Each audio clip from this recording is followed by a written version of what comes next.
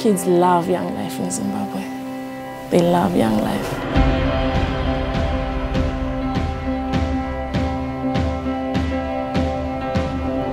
A lot of kids in Zimbabwe are almost invisible. And to most adults, it almost seems like they're a nuisance. They're just a group of people to tolerate until they're adults.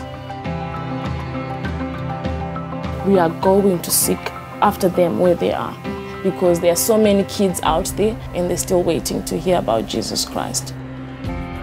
We visit them, we talk to them, we tell them what's wrong, what's right sometimes. We help them out. They are our friends. We know their ins and their outs.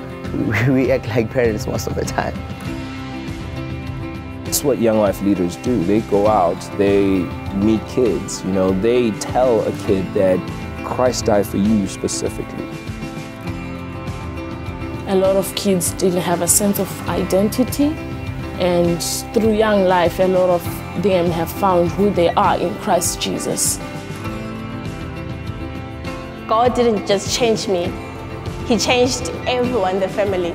My brother, my 2 sisters, everyone, even my father.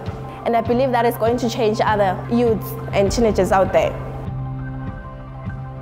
Once the light of Christ shines in a kid's mind, it lights up everything else. They start to dream about school. They start to think of a future. They start to think of family. They start to think of how can I plug into my community? How can I do all that?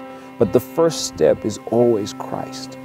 In Young Life Zimbabwe, we believe in leadership. I train 3, and the 3 go and train 3. So the cycle goes on and on and on.